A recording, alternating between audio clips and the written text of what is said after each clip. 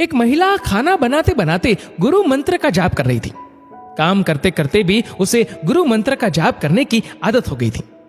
एक दिन एकाएक धड़ाम से जोरों की आवाज हुई और साथ में दर्दनाक चीख। कलेजा धक से रह गया।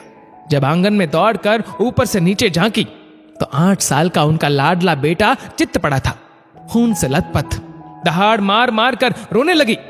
घर में उसके अलावा और कोई नहीं था। रोकर भी किसे बुलाती, फिर बेटे को संभालना भी तो था। दौड़कर नीचे गई तो देखा बेटा आधी बेहोशी में मां मां की रट लगाए हुए है। मां की ममता तड़प गई। आंसुओं ने आंखों से निकलकर अपनी मौजूदगी का एहसास करवाया।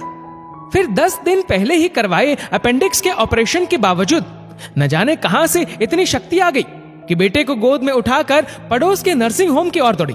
रास्ते भर अपने सदगुरु को जी भर कर कोसती रही, बड़बड़ाती रही, ए गुरुदेव, क्या बिगाड़ा था मैंने तुम्हारा जो मेरे ही बच्चे को।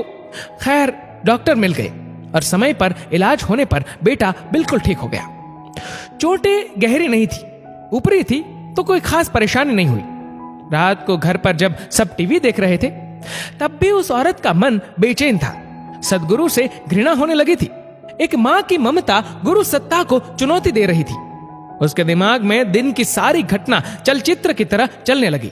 कैसे बेटा आंगन में गिरा और फिर एकाएक उसकी आत्मा सिहर उठी।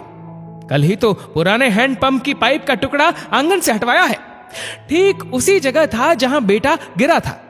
अगर कल मिस्त्री न आया होता तो उसका हाथ अब अपने पेट की तरफ गया जहां टांके अभी हरे ही थे ऑपरेशन के।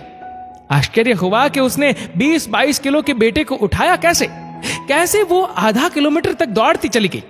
फूल सा हल्का लग रहा था बेटा। वैसे तो वो कपड़ों की बाल्टी तक छत पर नहीं ले जा पाती है।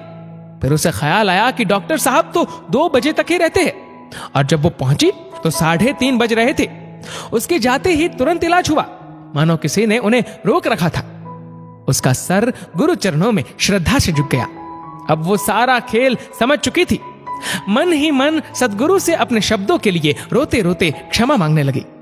तभी टीवी पर प्रवचन आ रहा था, मैं तुम्हारे आने वाले संकट रोक नहीं सकता क्योंकि वह तुम्हारा ही कर्म है, लेकिन तुम्हें इतनी शक्ति दे सकता हूं कि तुम आसानी से उन्हें पार कर सको।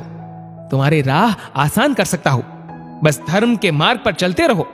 उस औरत ने घर के मंदिर में झांक कर देखा तो गुरुदेव की छवि मुस्कुरा रही थी। दोस्तों, इस वीडियो को लेकर आपकी क्या राय है, नीचे कमेंट करके जरूर बताएगा। और अगर आपको वीडियो अच्छा लगा हो तो इस वीडियो को लाइक करेगा, शेयर करेगा ज्यादा से ज्यादा लोगों तक। और ऐसे ही और भी इंस्पिरेशनल वीडियोस के लिए सब्सक्राइब करें हमारे यूट्यूब चैनल को और फेसबुक पर फॉलो करें हमारे पेज को। धन्यवाद।